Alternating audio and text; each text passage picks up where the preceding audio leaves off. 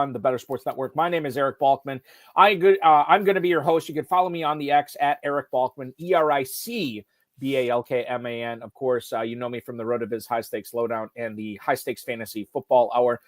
Bringing on once again an annual visit from this guy, the guy who is the godfather of the FFPC Pros versus Joes competition, a guy who, I don't want to get hyperbolic here, Darren, but I'm going to say he did not revolutionize the way FFPC players play, but you definitely changed the way FFPC players play. All the data that you have for the FFPC located at fantasymojo.com, at Fantasy Mojo, on the X. He is Darren Armani. Darren, good evening and congratulations on the tush push living on. I thought we were going to go a little while before we got into that with the whole. We'll get into it. Bay versus Philly duo here. We'll talk about it. We will. You're probably pretty excited though to see that. I think Jeffrey Lurie said it best, the owner of the Eagles in the owners meetings, where he said, like, this is, I think he used the analogy he had was this is a teenage boy's wet dream, where either the play lives on or it's banned because we're too good at it. And Troy Vincent, I think, kind of chastised him. Troy Vincent, a former Philadelphia Eagle, former UW Badger, by the way, too.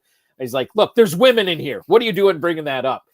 Jed York, reportedly, according to Seth Wickersham from ESPN.com, said after an hour of Jeffrey Lurie talking, he's like, how much more blank do you have to say?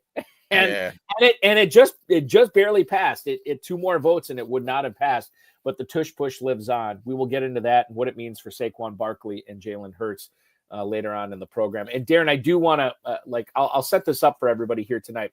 We're going to go around the NFL in the first segment. The second segment, I've entitled tonight, What I Learned at FantasyMojo.com. It's all the stuff I have learned by being a sub to FantasyMojo.com, and it's all the stuff that you should know if you're drafting in the FFPC Big Gorilla, the FFPC Main Event, so on and so forth.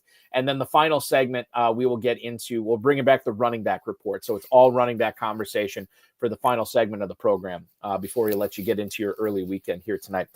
Speaking of early weekends, not this weekend, but next weekend is the deadline for the FFPC Main Event early bird discount. If you register for your FFPC Main Event team, which is our flagship event, at the FFPC $1 million grand prize, $6 million prize pool, the early bird deadline is next Saturday, May 31st. If you register by then, 2 things are going to happen. 1, you're going to get $200 off your first team. 2, you will be entered into the drawing for the FFPC Pros versus Joes competition, a competition that will pit, Darren, 42 Joes and 42 pros, right? Correct. 7 leagues.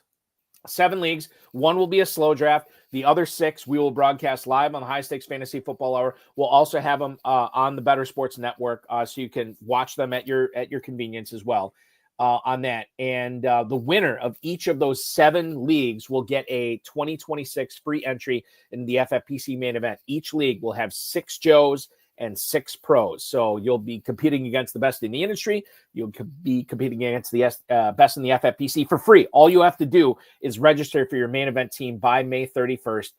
Slow drafts are already off and running now. Live drafts will start at the end of the month as well. So make sure you're registering for that. MyFFPC.com is where to go, as well as the Big Gorilla. We got drafts going on there every single day, live and slow. The FFPC Superflex Best Ball and Best Ball tournaments win $300,000 or $100,000 grand prizes in those. The Best Ball tournament, we added a six-figure runner-up prize this year, something we've never done before. MyFFPC.com is where to go for that.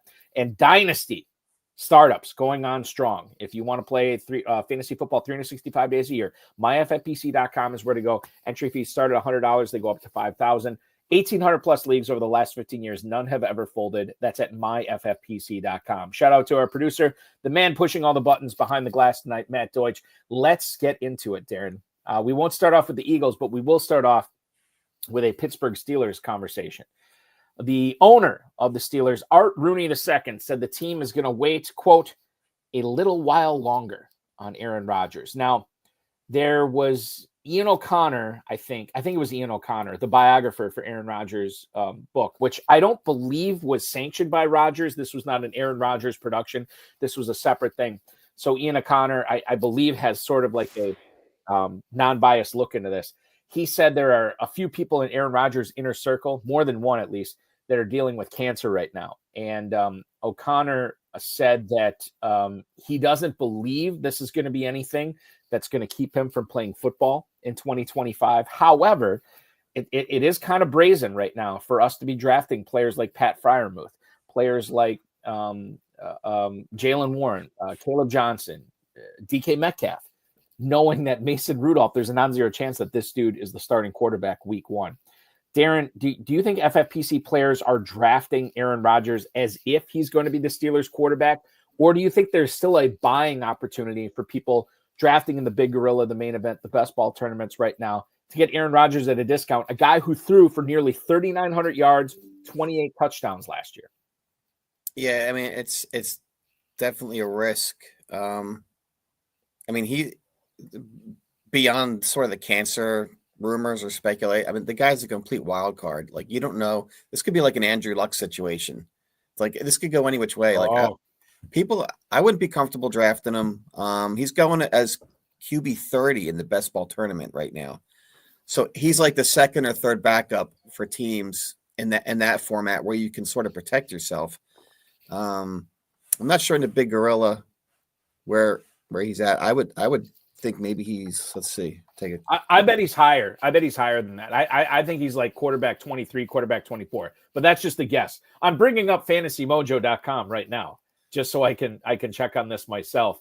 But I bet he's higher in there. I think, like, you know, again, we're kind of at the crux of the situation where it's like, if we continue to wait, his price should fall down. But at the same time, if Pittsburgh does nothing regarding Kirk Cousins or Deshaun Watson or any of these other guys, then maybe that makes Rodgers like that much more attractive to draft. I don't know. He's actually undrafted in the past 7 days in that tournament. Oh my! Well, I suppose it's a one quarterback thing. You don't have to necessarily load up on a backup. So, but even in the tournament, like I said, he's QB 30, so people are that he's probably not even getting drafted every draft. So it's really early. You know, you can't in the best ball tournament. You're kind of stuck with them if you draft them and right. You can be taking a zero. So, man, Pittsburgh, like, what do you do with these guys? Because what the Mason Rudolph is the fallback unless they make a trade for, which they could do. I mean, they could go after Kirk Cousins or, I mean, you know, somebody, but it's really, really kind of up in the air right now. So do you, in your opinion, do you think people are overdrafting these Steelers pass catchers because of the nebulous nature of Rodgers' employment by the NFL in 2025?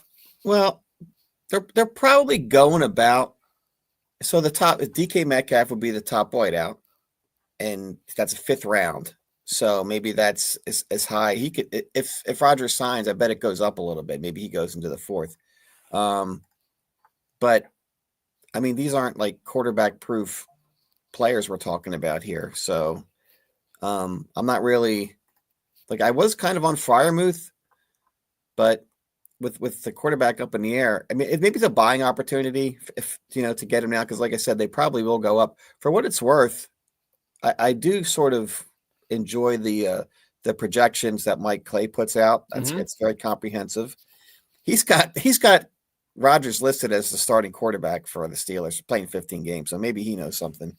But it's a dice roll for anyone drafting him right now, for sure. I mean, for what it's worth, and NFL schedule makers put Steelers Jets on primetime in week 1 and then Steelers Packers in primetime in week 8. So, and the explanation, I think, was kind of BS from, I can't remember what his first name was. His last name's North. He is the executive vice president for scheduling and broadcasting with the NFL. And he's like, well, you know, this was more of the Steelers and Mike Tomlin than it was Aaron Rodgers. Okay. Yeah, right. Because we're all tuning in on Sunday Night Football, Darren, to watch Mike Tomlin coach a 3-hour game. I don't buy that. And he's like, well, you know, if Rodgers comes back, that's gravy. That's fine. But I'm not buying it.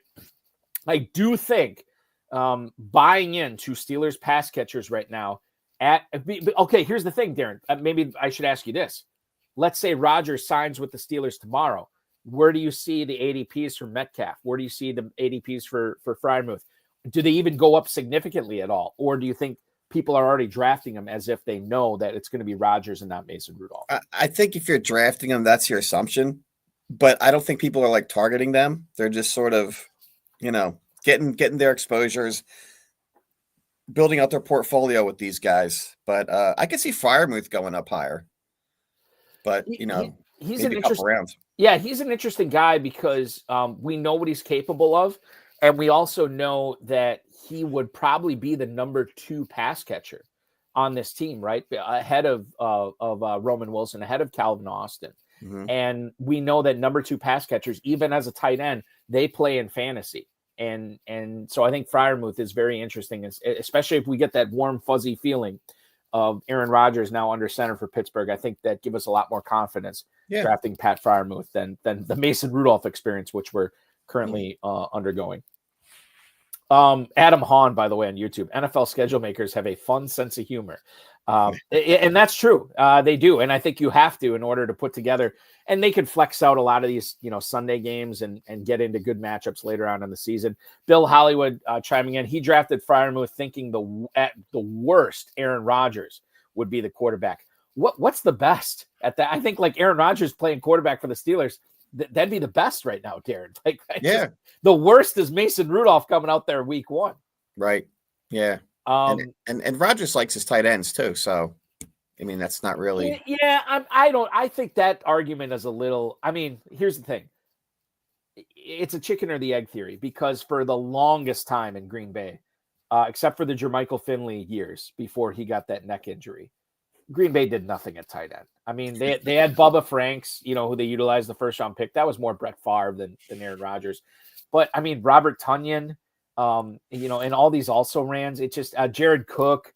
It was never Martellus Bennett. It was never a significant play that they made at tight end. So I understand the aspect of like Rodgers loves his tight ends, but I think if you look at the stats, it's like maybe I'm wrong. I just always think that aspect was fake news. Yeah. But Tonyan did have a career year with Rodgers, so there is that. So something to be said for that. Let's go further south here. Or do I want to go further south yet?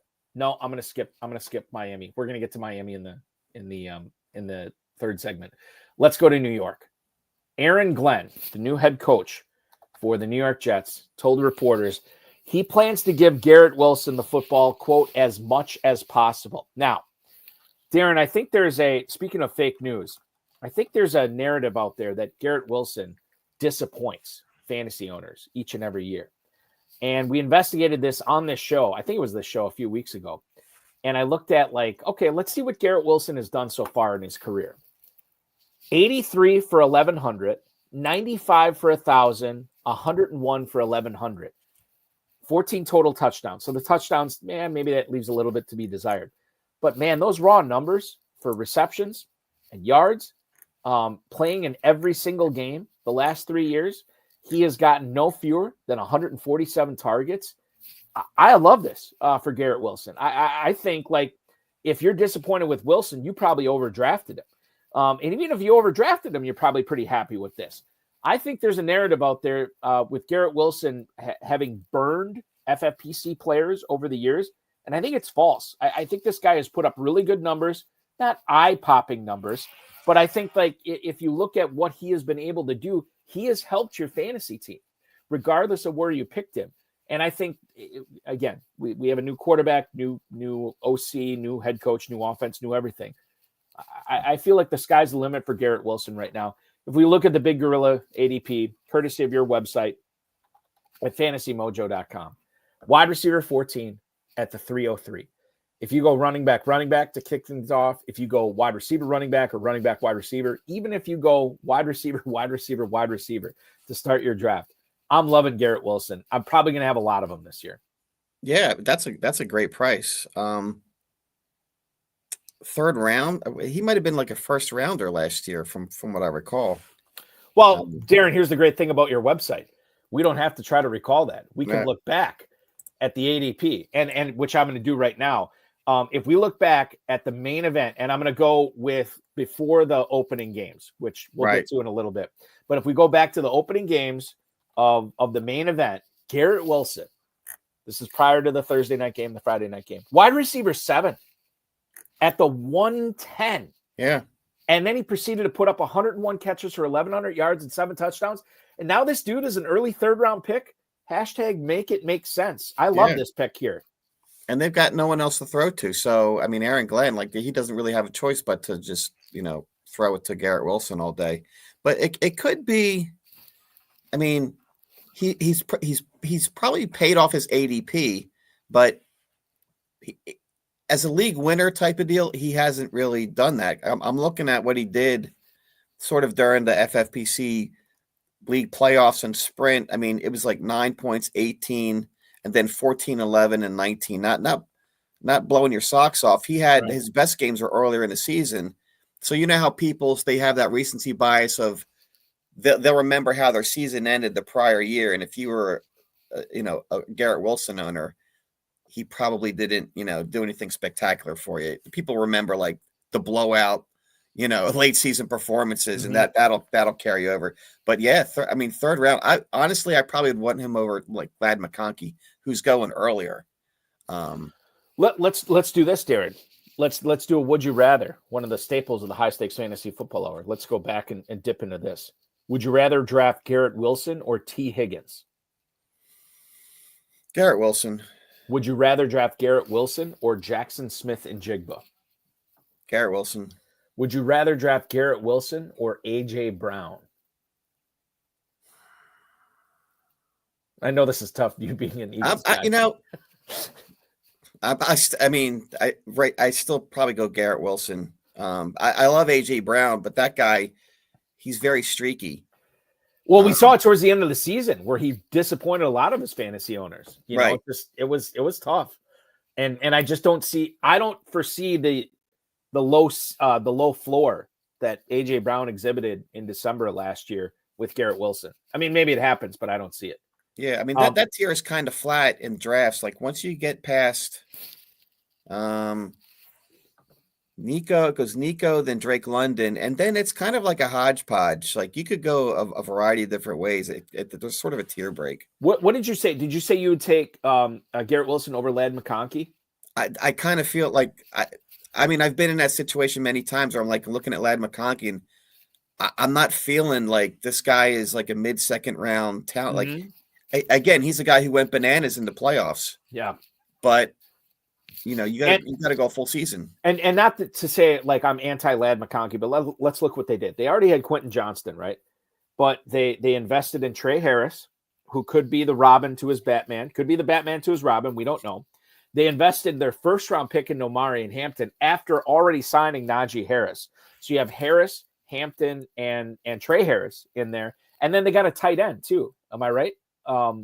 Was that who was the Chargers tight end that got the rookie tight end? Well, I know they picked up Tyler Conklin.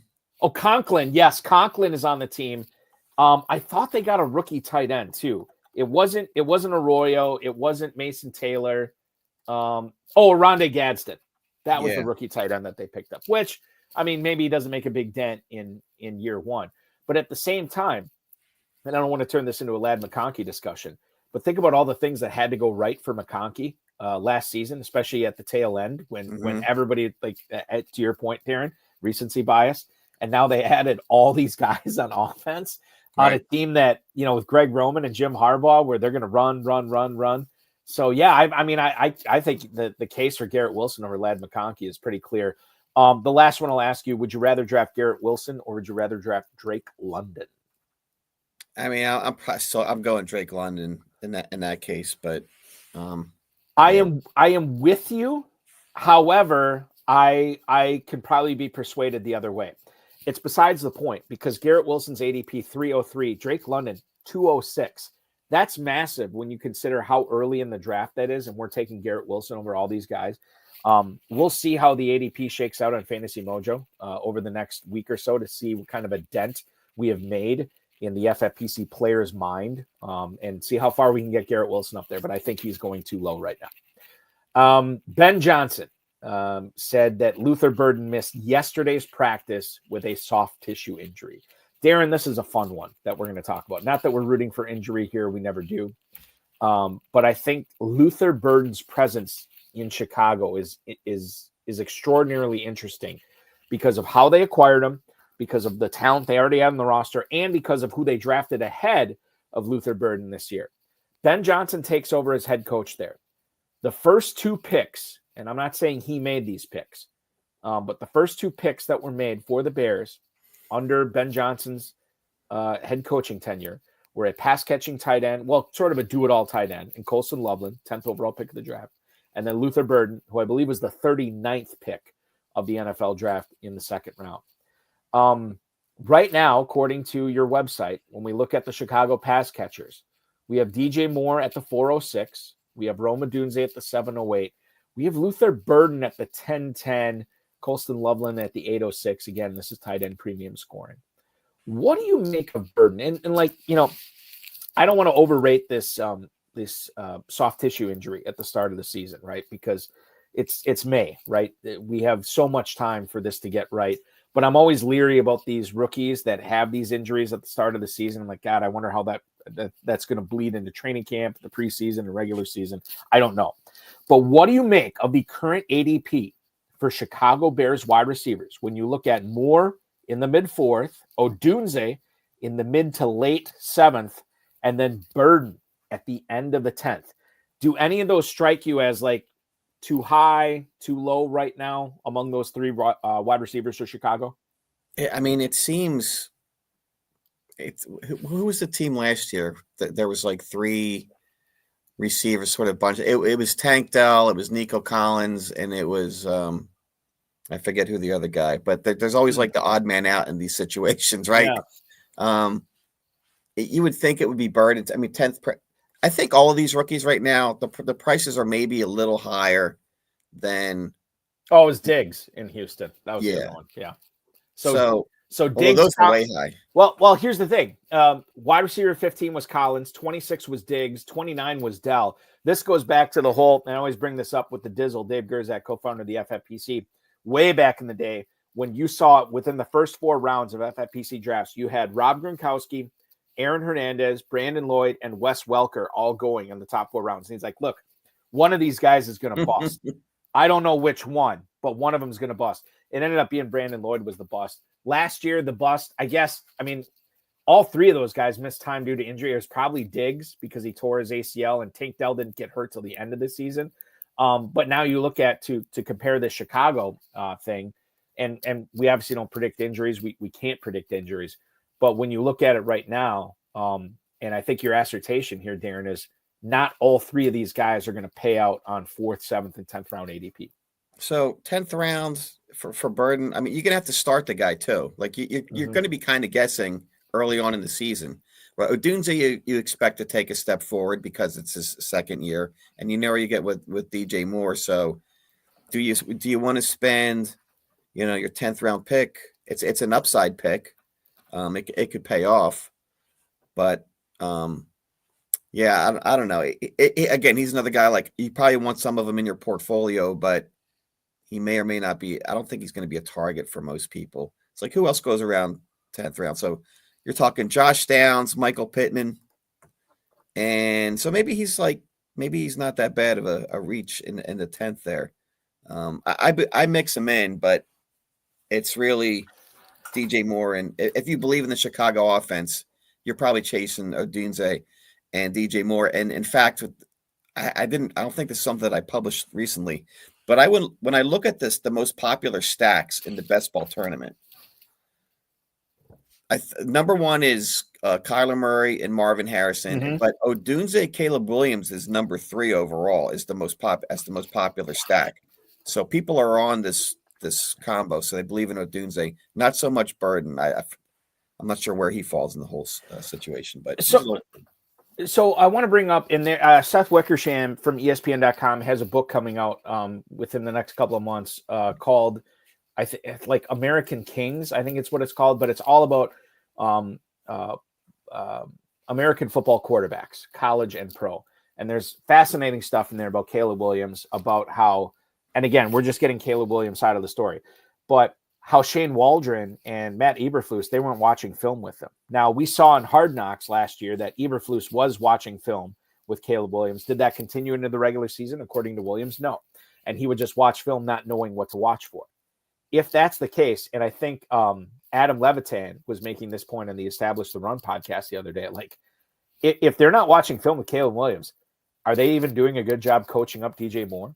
Are they doing a good job coaching up Rome Odunze? Rome Odunze was on the field for like 90% of the Bears' offensive snaps last year, and yet his numbers were way down. Is that an Odunze thing? Is that a Bears offense thing?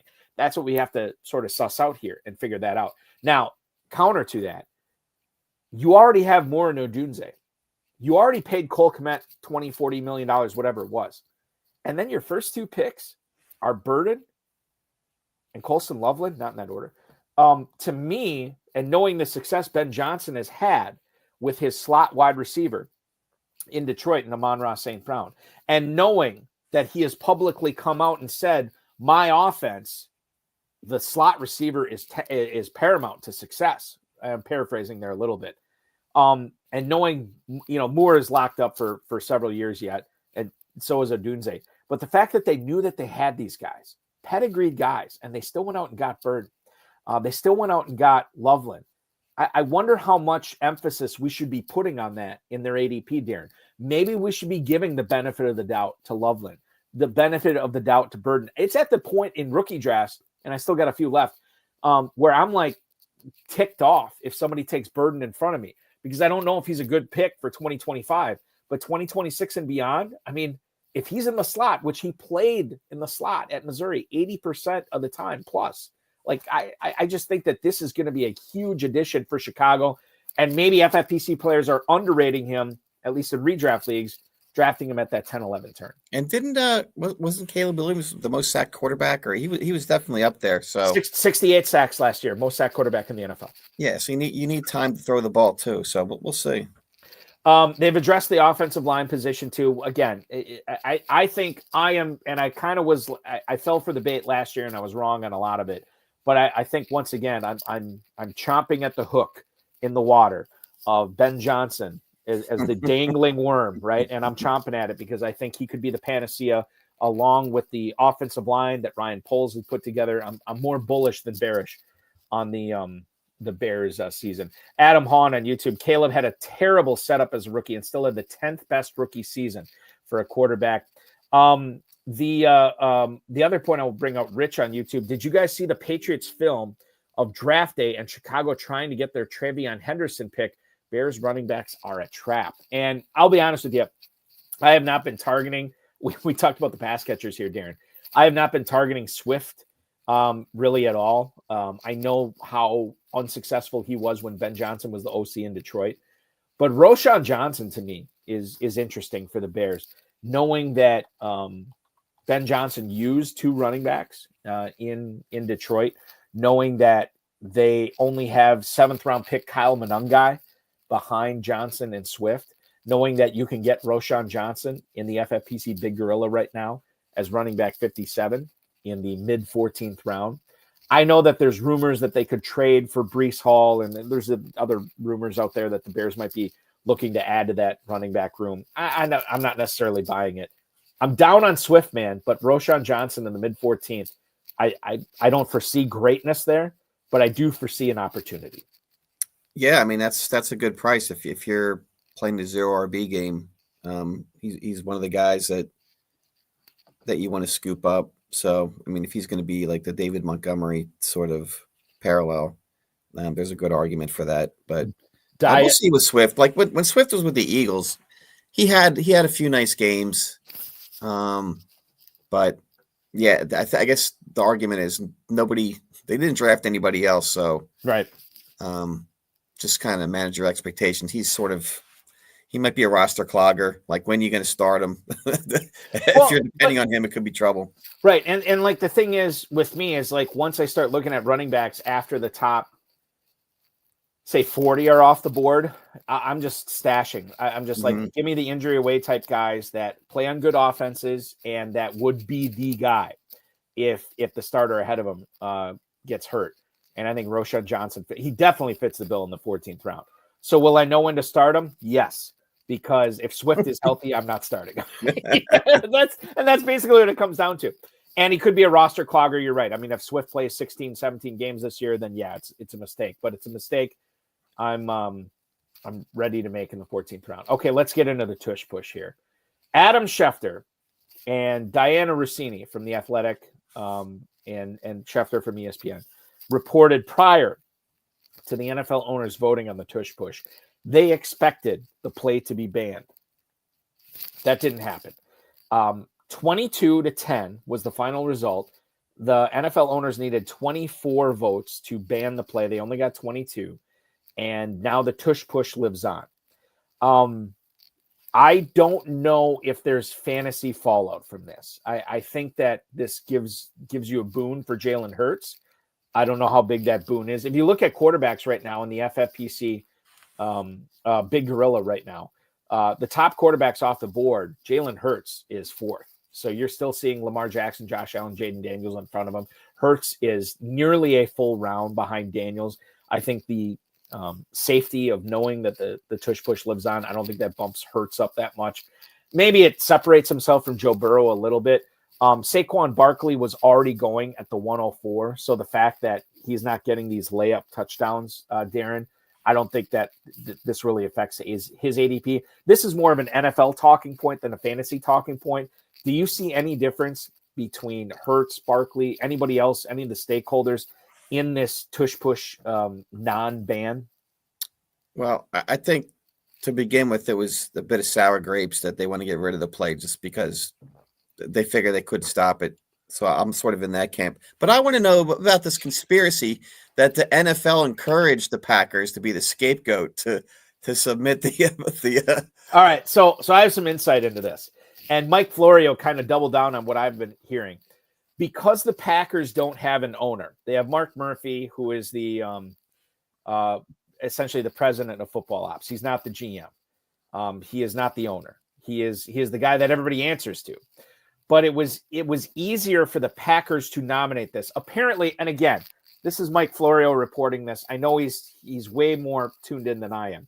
But Mike Florio was saying that Roger Goodell was watching that Washington-Philadelphia NFC champion. That was the NFC championship where Frankie Louvu kept jumping over the line right there. Yeah. Okay. So he's watching this. He's like, this is horrible for our sport. We can't have this. It's ugly.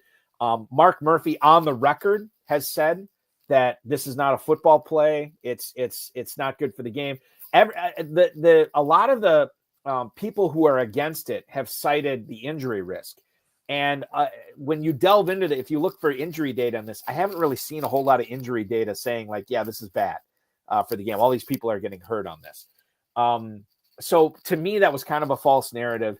But I do believe that, and similar to the way, and I've heard this reported as well, that the NFL was on the Lions to nominate this proposal for the seating changes in the playoffs.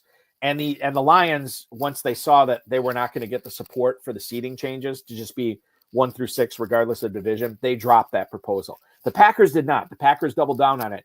Dinah Rossini also said in her athletic report today that part of the reason that the Packers lost support on this was because they expanded it to include like all like sneak plays or whatever, all pushes rather than just the quarterback. And I think that might have cost them. It ultimately could have cost them the votes that would have banned the tush push.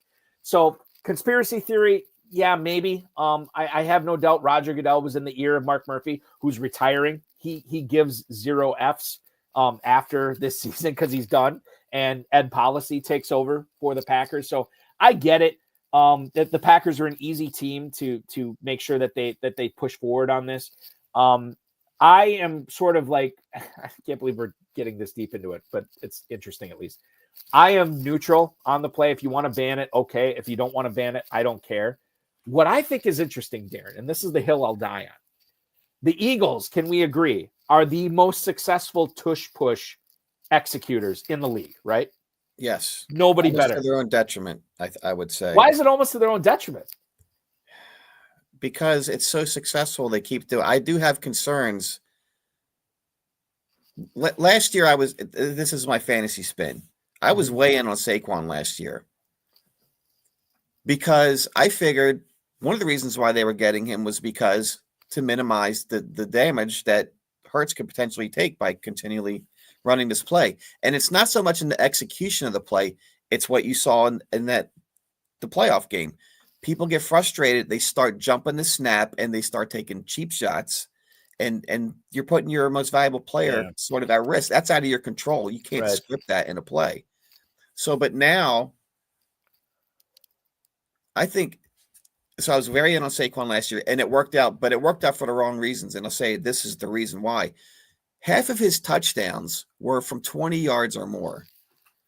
That's a very difficult task to repeat. Like some of them were 60, 70. I think only 5 of his touchdowns were like inside the 10-yard line. So to sustain that again this year, all those long distance touchdowns, he kept doing it. I was like, it was great for me because I had Saquon, but I honestly felt like I was getting away with something. It's like, how is he keeping this up? He's continually pulling this off. It's like a miracle. So this year, if they're going to stay with the tush push, he really needs those touchdowns to sort of justify where he's going 3rd overall. I don't know that I'm going to have as much Saquon this year because if they use him in the same way, that efficiency with the touchdowns, I don't know that it's coming back again. That's a great point too. And I think people who, especially in the FFPC, they're like, okay, I have a top 3 pick. Let me take or even top 4. Let me take Robinson. Let me take Barkley. Let me take Gibbs. I'll just take the last guy left there, and then I'll pound receivers with my next 2 picks because I have my anchor running back. I can't remember who was bringing this up. It might have been Dave Kluge from Football Guys, and I apologize if it's not.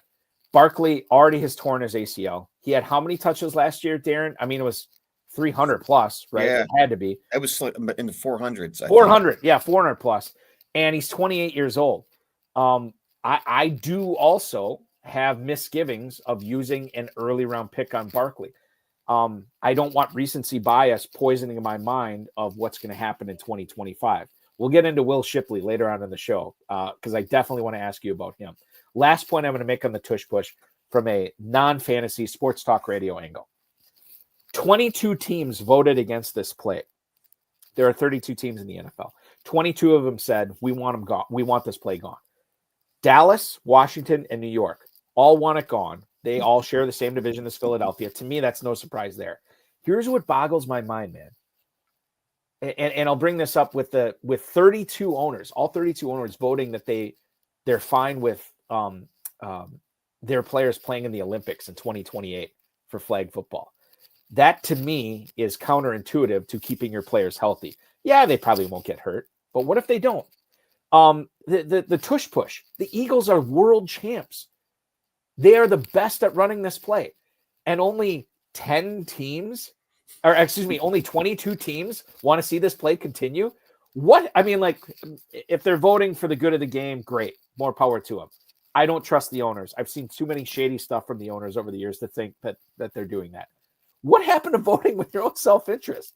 I texted Dizzle and Dave Tripoli today, who has been a guest on the show in live draft coverage. And I said, maybe it takes the Eagles winning the Super Bowl 2 years in a row with this play at the forefront. And then owners are like, why are we letting them do this? You know what I mean? And maybe it comes to that. I don't know. And I'm not saying that they won the Super Bowl because of that.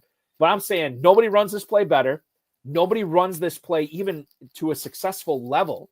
Forget about the Eagles. Nobody runs this play consistently to a successful level. And yet you're voting to keep this play in, giving the Eagles, in my opinion, a huge advantage. I don't get it, but this is the world we live in. We press on. And nobody may ever execute it to that level of success in the future. If you get, it's like get ready to play. I liken this to, we're going to implement 3rd round reversal because the guys at the beginning of the draft have too much advantage because of LaDainian Tomlinson, right? Sean Alexander as well. Yeah. So we're gonna flip the system, but then like in perpetuity, you have like an imbalance. Well, LaDainian Tomlinson isn't in the game anymore, and the game has changed.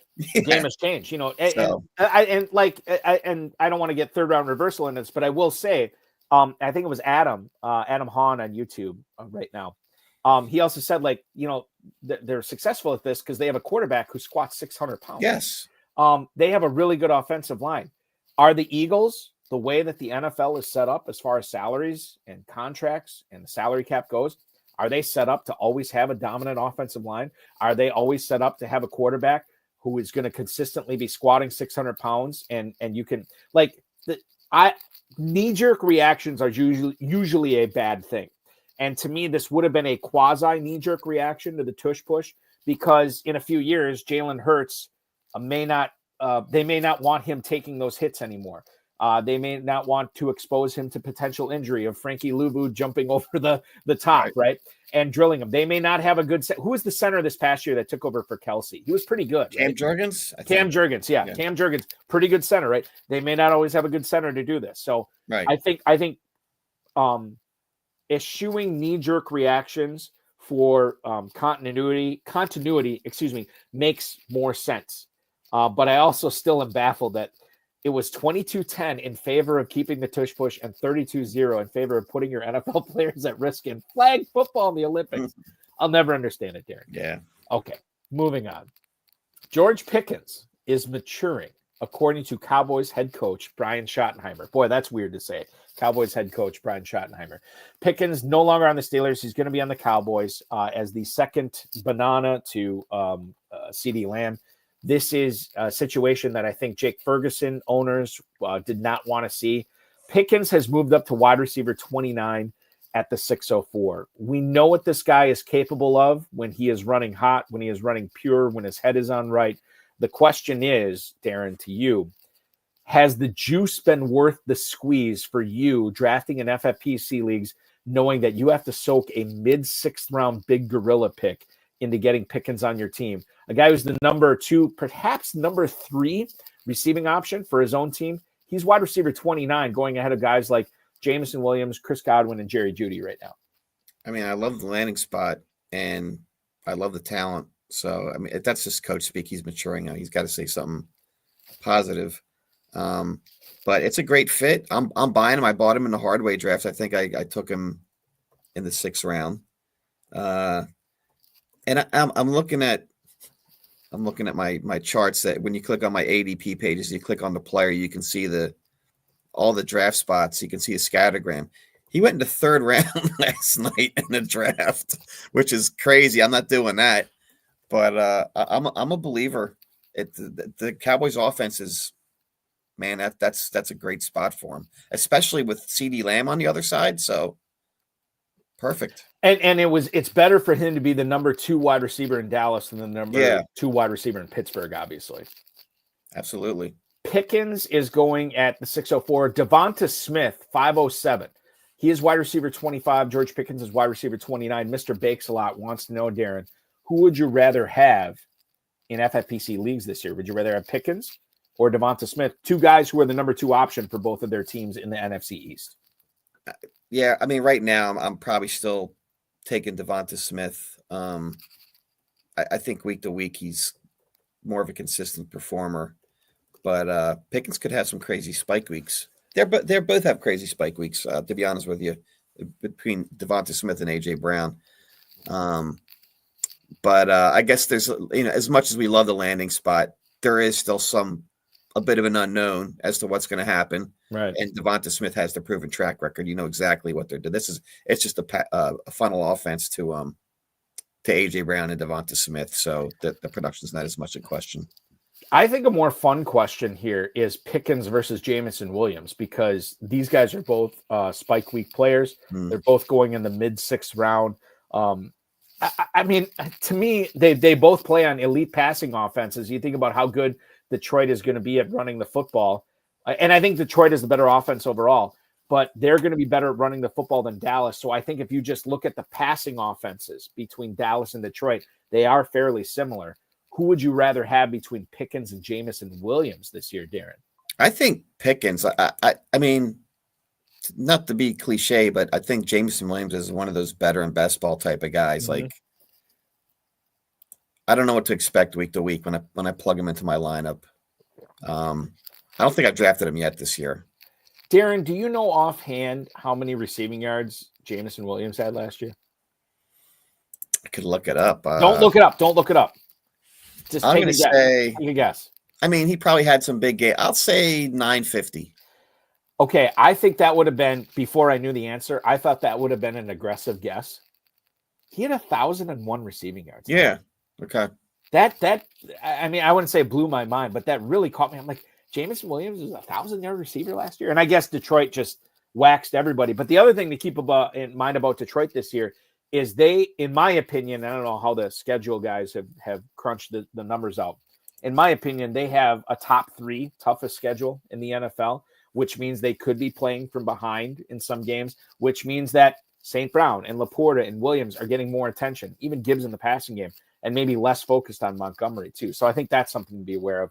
We saw so many times, I have a buddy who is a big Lions fan, and he said, you watch these Lions games, Detroit just piss pounds David Montgomery in the first quarter of every single game. And then quarters 2 and 3, it's the Jahmyr Gibbs show. And then they usually have a big lead in the fourth quarter. So it's back to Montgomery. I wonder if we're going to see less of Montgomery in the first and fourth, and it's going to be more of Jahmyr Gibbs, because I know that, they feel like they have Montgomery. They want to utilize him. But when push comes to shove, if you're in these dogfights, like I think Detroit's going to be in this year, it's just going to be like, hey, let's get Gibbs out there. He's our best guy. Let's have him make plays. And maybe Montgomery is being overdrafted. I don't know. That's just something stream of conscious. Yeah, consciousness I'm thinking of right now. Maybe their philosophy changes based upon what Gibbs did at the end of last year. So you can't maybe depend on them maintaining their same roles as they did the year before. I think maybe that's a mistake. Who was the running back the Lions had before that went to New Orleans? Jamal Williams. Yeah. I mean, that was the same type of thing. So, but we'll see. I mean, I'm taking Gibbs and hope he can reproduce because he was amazing. I think Evan Silva from Established to Run had Jahmyr Gibbs as his number 3 player overall this season, behind Bijan Robinson, and I think he behind Saquon Barkley. Don't quote me on that, but I think that's how he had it too. I want to move on and talk about receivers here. Marvin Harrison. God, how did we get a Jahmyr Gibbs discussion from George Pickens? That's fine. Marvin Harrison Jr., according to Pro Football Talk, said that he has put on weight this offseason. This was at a press conference earlier this week on Monday. He said he put on weight. Now he's going to see how his body feels through OTAs before he decides on what his proper playing weight is going to be this season. He was asked by a reporter, how is this going to be beneficial to what you're able to do on the field? And he said contested catches, and he said what he can do running after he's made the catch.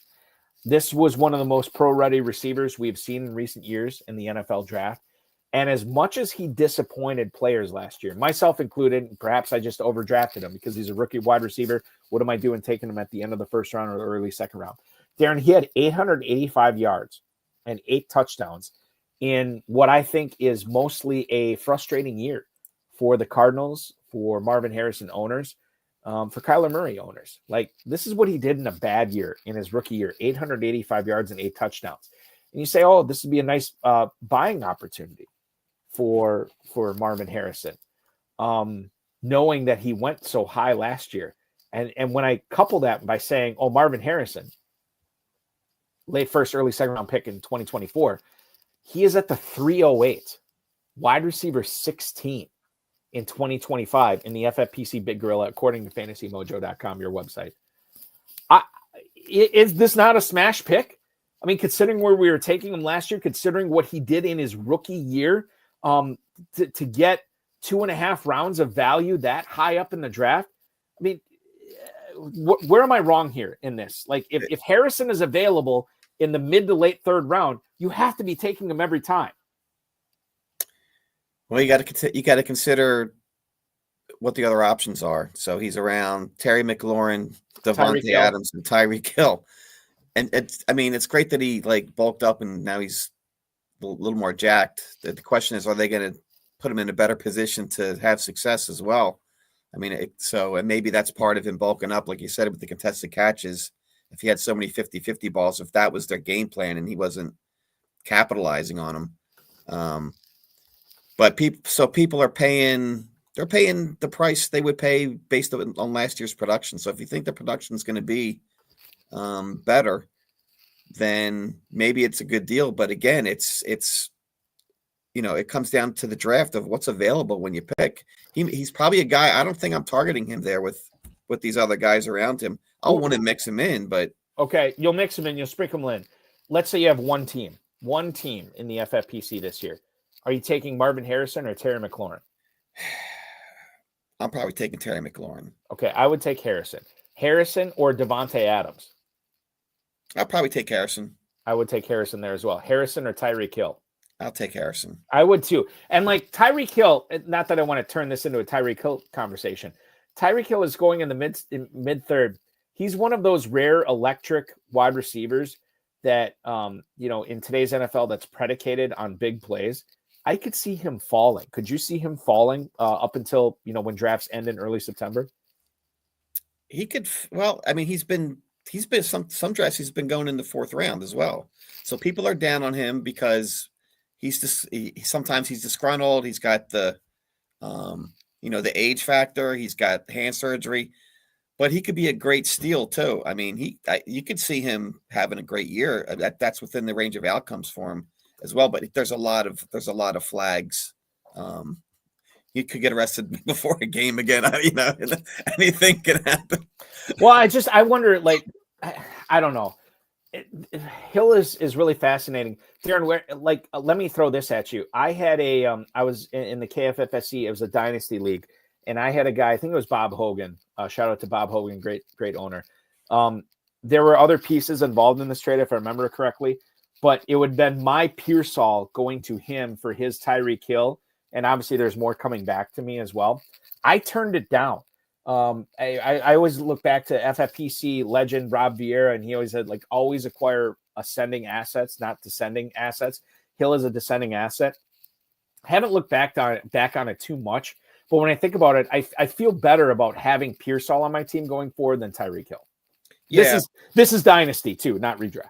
Right. I mean, like you said, you want the ascending talent, and you may this year you may regret it, but longer term it could still pay off for you. Yeah, we'll see. We'll see what happens there.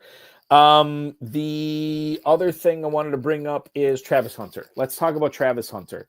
John Shipley from Sports Illustrated says Hunter is going to, quote, very obviously play a major role in the Jaguars offense in 2025 and beyond.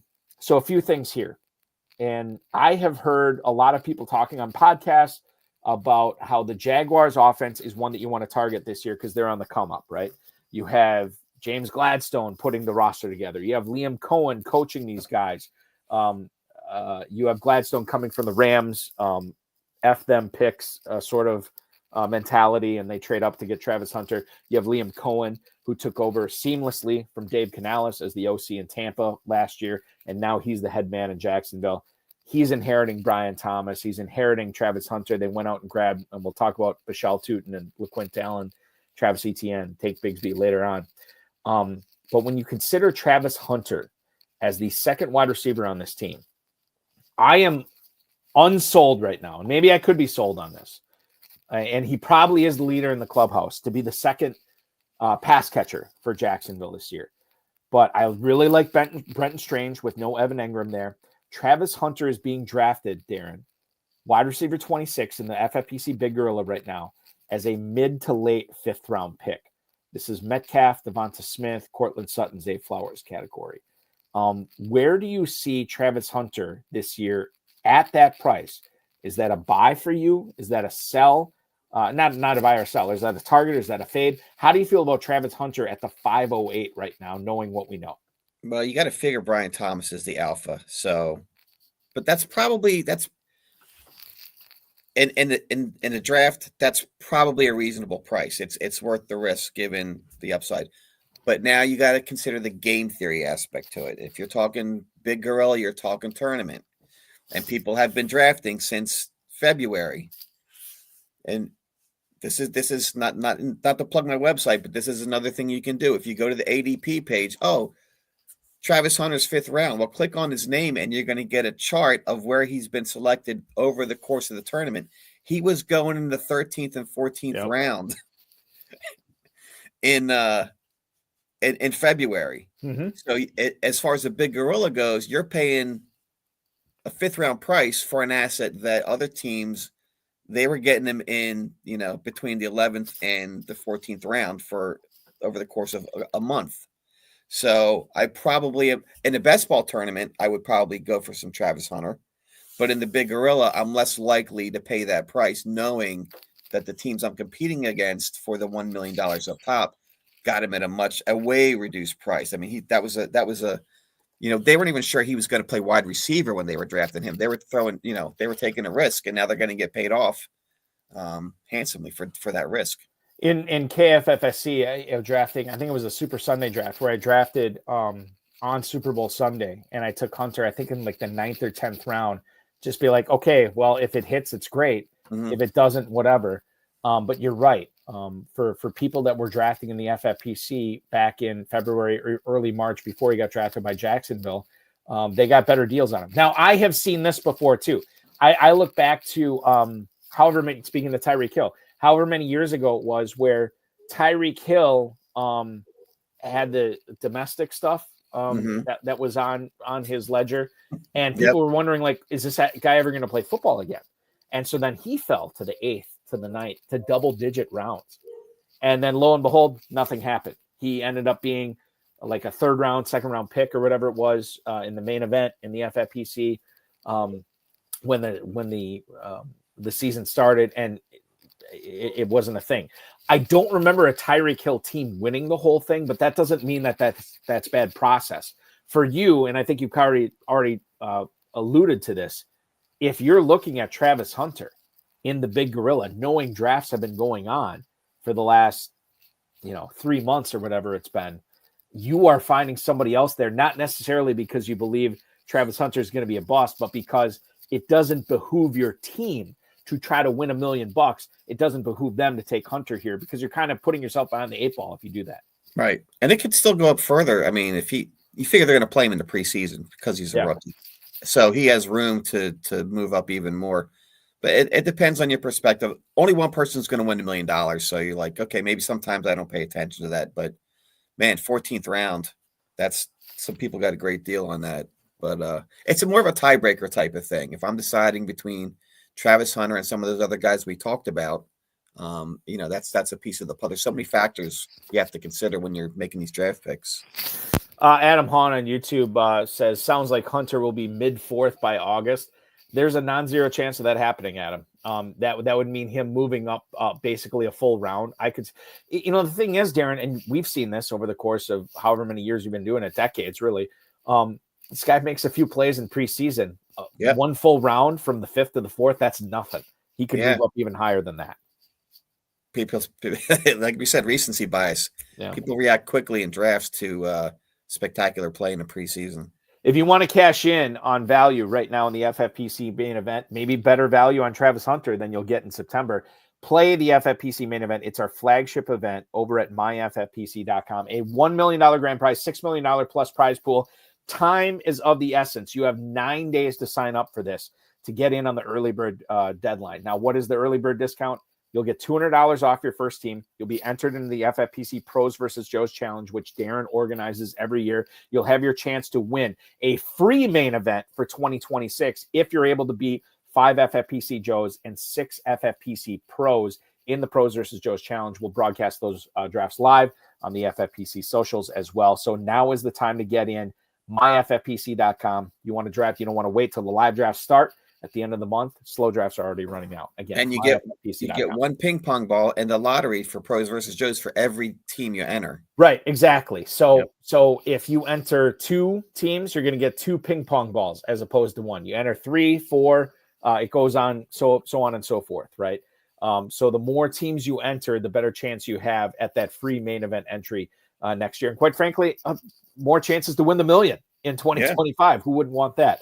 Darren Armani, the webmaster over at fantasymojo.com, at Fantasy Mojo, the godfather of the PVJ competition, is joining me on the on FFPC Insider Access show tonight. What I want to do is we're going to plug your website in the next segment, Darren, but I also want to reiterate all the stuff that people have access to, the stuff I learned being a subscriber to fantasymojo.com. That's coming up next, and why you should be a subscriber to fantasymojo.com if you're an FFPC player. Eric Balkman, Darren Armani.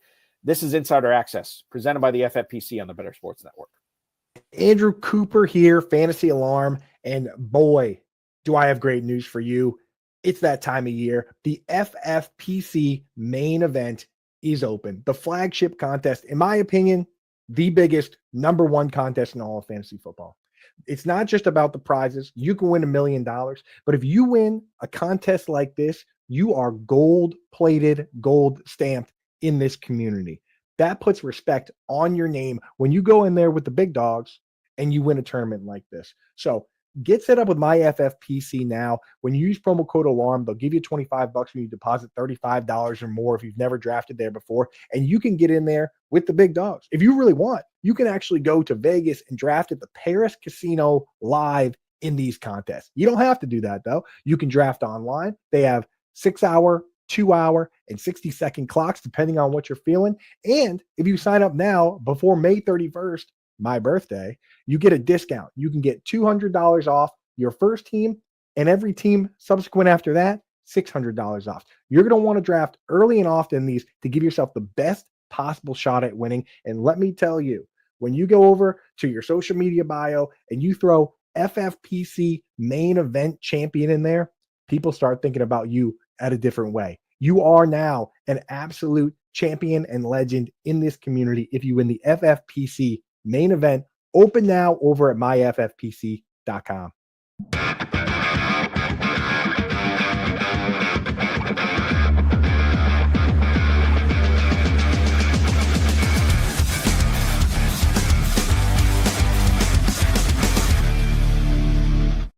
Thank you so much for joining us on a glorious Thursday night here on FFPC Insider Access on the Better Sports Network. My name is Eric Balkman. My guest tonight is Darren Armani from FantasyMojo.com, at Fantasy Mojo on the X. Again, can't emphasize this enough. If you are playing the FFPC, you should get a subscription to Fantasy Mojo. You're going to have ADP, you're going to have the stacks, everything that you want to find out about the best ball tournament, the big gorilla, the main event that's going on. Darren Armani is your man at FantasyMojo.com. Our flagship event, the FFPC Main Event, has its early bird deadline running out in 9 days. $1 million grand prize, $6 million prize pool. Sign up for that now.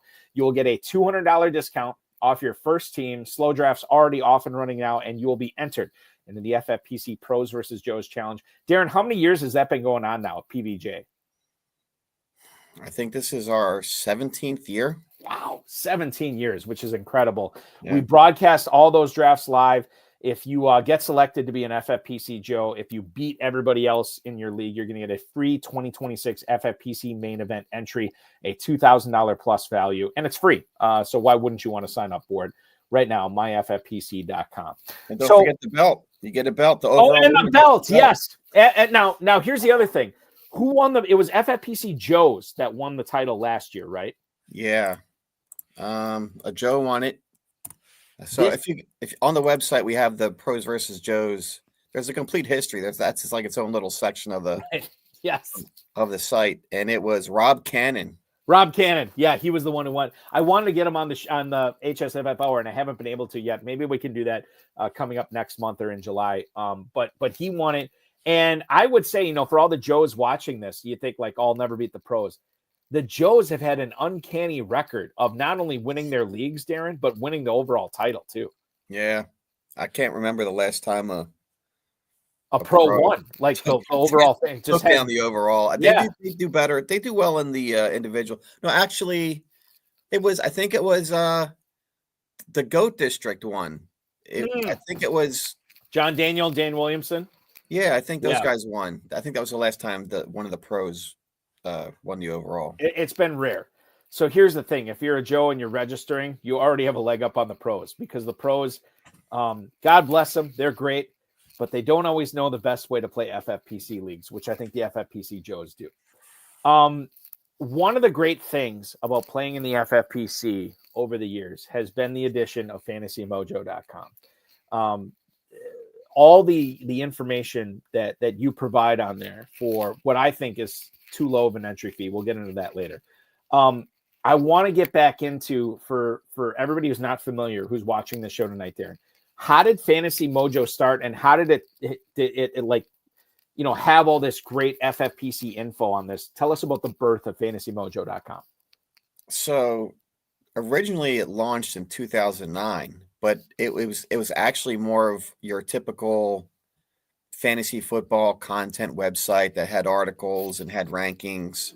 And it didn't look anything like it does today. It was like a proof of concept that I did for a web technology that I was working on back in the day. So then it changed. Like it became more of what you see these days in 2016 when the FFPC, they used to run their leagues. People don't know this. They used to run their leagues on My Fantasy League and then on RT Sports. And then they created their own platform, which is what you guys run on now. Mm-hmm. And at that time, that's when I really started to publish ADP and the draft boards, and it's grown over the years. So 2016 is kind of when it became what you see these days. As long as you bring that up too, like I should make mention of this. If you want to look at big gorilla draft boards, like from a league to league basis, main events, best ball, like you have those draft boards. So it's not just ADP. You can look at how these, because I think you mentioned this in during rookie draft season that somebody ended up with Ashton Genty and Travis Hunter on the same dynasty team. You can actually look at how that happened, like with each individual draft board. Yeah, every draft the FFPC holds, that's actually more of a more popular section of the website, I think, is people looking at the draft boards. That's like people getting their cup of coffee in the morning. They sit down and they look at the drafts from last night. Yes, yeah. Yeah, and you can see, because ADP is one thing, but roster construction and how players put their teams together is a completely different slant on, especially if you're new to the FFPC, you can see how teams are being constructed. It all ties together. The ADP, the draft boards. One of my personal favorite areas is I have the prize winners page. So I'll have every league from last year. All of the winners are listed. And then the cool thing is I can go to, let me look at the main event winner. I click on the link and I can see his draft. Mm-hmm. What did these guys do to win? And that's important in best ball, especially to see how they constructed their teams. And for anybody who's looking for I'm drafting in a slow best ball or big gorilla or main event, I want to see what the stacks look like for the Jaguars or for the Texans or for the Commanders, like whatever. You have that ability when you subscribe to Fantasy Mojo. You can find out how many Daniels McLaurin teams are there? How many Lawrence Thomas Hunter teams are there? How many Goff, St. Brown, Laporta teams are out there? You can check that. Yeah, we have Stack Finder. That's like a separate tool. But you can click on any combination of players and see the number of teams. What's the population of that combination in the tournament? And it's done by tournament. You can do it in Big Gorilla. You can do it in main event. The best ball tourneys. So that's real. In the main event, that's really popular towards the end because people start to see that they want combinations of players which haven't been drafted. Yet. Yeah. So that's cool. It's very cool, and it's very helpful for anybody who's trying to get a leg up and trying to get an advantage in the early, middle, or late part of drafting season. Yeah. What are you charging right now for a membership? So we charge $59.95 a year. And every time I go out to Vegas, they always tell me you don't charge enough. I think I have been telling you that you don't charge enough. Considering you think about all the people that are subscribing to your website, $60 for a year is, and the other thing too, Darren, once drafting season is over, and I know you always give yourself short shrift on this, but once drafting season is over, you continue with the content with the waiver wire and the bids and everything. This is a continuous thing throughout the season. Yeah, so that's the next big. Once the draft season's over, then the waiver runs start to happen, and we'll have reports of by the contest type. You can see all of the players added, what the ranges were for who was the most popular player, who was the most added player, what were the bid ranges. It's color coded, so you can kind of see what was the sweet spot for the bid on a player, what was the min, what was the max. You get to see all the drops, what was the most highly dropped player, and we have the history of all these back to 2017, so you can go back, and it's very consistent year to year of what the bidding is for players. Week to week. So the bid amounts will be much higher in week 1 than they will be what are the bid amounts in week 9 and 10. And it's really helpful for newer players because that's another key piece of the game. It's like an art to know what to do. And just outside of the historical data, last 2 years I've been publishing an article, which if you're like a real waiver like nerd, I'll call him, it's like I've analyzed the data, and there are patterns to how people bid, and people swear by it. Like I have the cardinal rules of these are the things you want to do in waiver wire bidding. It's not just how much I should bid, it's how you should bid. There are certain number combinations that there's human factors involved in this. So there's like secrets. It's really cool. I don't want to give it away, but yeah, that alone, like to have an edge during waivers, that can make the difference for your season to beat out another player by $1 or $2 in a particular waiver one. That can change your whole season. So if it pays off for you just once, I mean, that can translate to titles for you. It could. And I think like we can't underrate that aspect of it. Okay, so let's get into literally what I've learned at fantasymojo.com so far this season. The NFL schedule got released. What was that, last week or 2 weeks ago, Darren? I think week and a half, 2 weeks ago. Okay. Malik Neighbors is one of these week 14 bye players. New York Giants are not going to be playing in week 14. And that is league championship week in the FFPC Big Gorilla and the FFPC Main Event. How far have you seen him slip from the time the schedule is announced to what we're drafting at now, 2 weeks later or whatever? Has it been significant? Is this a buying opportunity for FFPC players to get them on their team? Well, so he's a back end of the first round guy. And initially he slid a little bit, and he's gone like in the early second in multiple drafts. So I mean, that side of the board, it kind of varies, but the difference is a month ago, the outlier was for Neighbors was he was getting picked inside the top 3. Like in 4 drafts, he got picked inside the top 3. So those days are over with the week 14. So now the outlier is, well, now he may fall to like the early second round. So I think his ADP, just by ADP numbers, maybe you only see like a drop 1 or 2. But when you get into a draft, in any given draft, he may fall like he fell the other night. Mm-hmm. So he's dropped a little bit, but it's kind of the range. It's the floor on him is gotten lower. So you don't really know what to expect in a draft. Yeah, I think like, okay, so in regards to Neighbors, this is a part of a bigger conversation. And I had a controversial take with Alan Soslowski from RotoWire on the show last week. I'm going to get into that in a second, but I want to, before we do that, Christian McCaffrey is another guy who has a week 14 bye. His real life teammate, George Kittle, who always seems to have been able to outplay his ADP for like the last half decade. It's been crazy when he's been healthy. McCaffrey and Kittle also with week 14 buys. Those guys do not have round 1 pedigree currently. Have you seen them slip in drafts at all, Darren, since the schedule announcement? Not at all. I mean, I'm kind of surprised. In fact, McCaffrey, his ADP has gone up in recent days, I guess because of the news. Like they're claiming that he's healthy.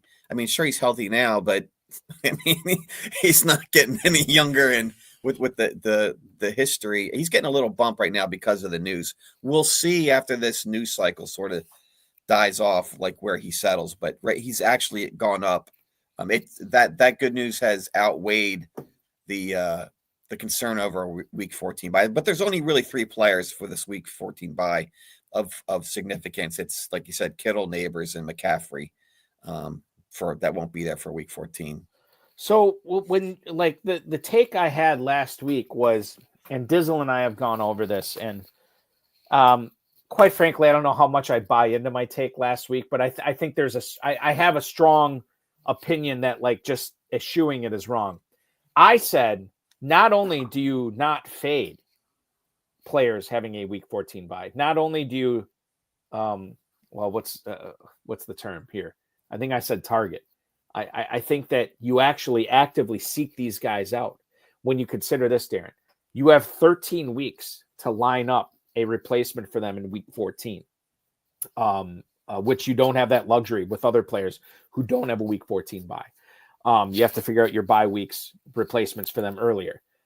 You have the opportunity to have a first round pick like Neighbors, or a second round pick like McCaffrey, or a third round pick in Kittle. You can utilize those guys every single week of the regular season in the main event and the big gorilla, and you can use them in the first week of the playoffs as well. And then you got to figure out something else in the championship game. You alluded to this on X, and I couldn't tell if you were trolling me or you admired me or neither. I don't know. But I'm going to ask you point blank right now.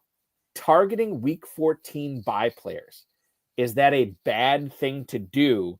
And I think you'll probably take the cop-out answer here. Well, Balky, it kind of depends upon what player it is. But I do think that there is a narrative out there that says, and Dave Chiodo was on the show last week, longtime FFPC player, very successful FFPC player. And he said, I'm with you, Balky. Get these guys on the week 14 bye so you have the best chance to secure the 1 or 2 seed in your regular season, which automatically puts you into the championship round, and you'll figure everything else out later. Darren Armani, where do you stand on targeting week 14 bye week players? I mean, I can't see targeting them. That's just, I can see not fading them. Like right. Most people will try to avoid them. The lesser of that is like, okay, I won't fade them. I'll just sort of see what happens. But to actively target them, and because, and the reason I say it depends on what you're like. You could be the guy who puffs his chest out and said, I'm in the big gorilla because I'm going to win the $1 million, and I don't care about that league title, that league championship game. But then ROI in this contest, and again, this is another nuance. So, like, having played this over the years, people who've been in it year after year, they know the ROI, to get ROI back in this tournament, a lot of it is winning that league title so you can get $1,500 back in and you can bank that. Because once you get in that championship round, it is sort of a top-heavy payout structure. Like, you need to like really go bananas. No pun intended. Yeah, I see what you did there. Nice work. Nice branding from Darren Armani tonight. Yeah, please I mean, keep to going. Finish up top, it's tough. So, and it to say that and to see it on paper is not a big deal, but you have to have lived it. You have to have been like, ask Theo, right? He was saying he was in the hardway championship game and he lost. Like, when you've been in that situation and you lost because your biggest gun was not available, that sticks with you. Yeah. So I can't see targeting. It's like, I'm going to like take the most difficult path. Well, okay. Maybe it was aggressive of me to say targeting, but I'm saying like if I'm deciding between Neighbors and another player, McCaffrey and another player, Kittle and another player, I could totally seeing why, like, I would, or maybe somebody else would, take those players that I get 13 weeks of. And yeah, maybe they get hurt or whatever. Obviously McCaffrey and Kittle, no stranger to the trainer's table. And maybe those are bad examples, but to your point, Darren, you mentioned 3 players that are going to be significant for the week 14 buys this year. That's low compared to what it was, in my opinion, at least over the last several years, where it's been a ton of players. This year, it's Neighbors, it's Kittle, it's McCaffrey, and there's a lot of people like Farrell Elliott, our good mutual friend, co-host the HSFFR with me. He's totally off on McCaffrey this year. Comes down to Neighbors and Kittle. And I know there's plenty of people that are off of George Kittle this year. I know there's plenty of people, not plenty, but some people that believe Neighbors was punching above his weight last year. And they're staying away from him in the first round this year. Hey, that's cool too. I get it. But this just adds into the whole, like, as you point out on Fantasy Mojo all the time, there's a million ways to win the $1 million in the big gorilla. There's a million ways to win the $1 million in the main event. We'll get to that in a second. Let's get into this RJ Harvey. People like to have that low on player as well. So maybe the theory is, okay, well, if I can somehow get in, right? There will be very few Neighbors teams as the other thought. So that's another thing that's a good thought to bring up as well too, because you're always looking for that angle. And there was an interesting angle on the main event last year, which we'll get to in a second. RJ Harvey, mother of God. So this guy is I mean, I don't know what the limit is for him. We've seen rookies like this being drafted higher after the NFL draft. And then we see them even go higher in September when we're at Paris Casino in Las Vegas with all the main event teams. So when you have RJ Harvey this year, at this point, what are we at? May 22nd, 2025. This is like 3 weeks after the NFL draft. RJ Harvey has an ADP of 411, running back 19. Now, I don't know how many running backs were drafted in front of him in the NFL draft, Darren. I know Henderson, Judkins, and Genty all were. Was there anybody else before them? Kaleb Johnson was a third-round pick, right? Yeah. Hampton. Okay. So that's 4 running backs that were drafted in front of him. I think he's being drafted as the running back 3. Yeah. In the Big Gorilla right now. Running back 19 at the 411. In your opinion, is that too high? We are in Kamara, Walker, Hubbard neighborhood here. Is that too high for Harvey? It depends. It depends. To win your league, maybe it's not so high. In the scope of like Travis Hunter, like Harvey's chart is even more bizarre. Harvey went undrafted in a couple early big early. Yes. So he's going to be a free agent. How is that even possible, by the way? Like we knew like Dynasty Dustin, all 22 FF on X, supporter of this show. I mean, I gotta have him on this show at some point, but he mentioned that too, like where he drafted in February. And he was like, well, how do I handle this guy for my draft? Do I bid all 1,000 on this guy who's a 4th round pick and I just get him for waiver wire bucks? It's going to be crazy to see what happens here. And Harvey's a guy that, like, he's not without his warts, Darren. I certainly understand why he is being drafted that high. But, man, we are pushing the bounds of his ceiling. Or are we? Maybe we're not. Well, so then let me just take it within the scope of, okay, within a given big gorilla draft. I mean, the parallel to Alvin Kamara is what people are probably enamored with the Sean Payton connection there. Yep.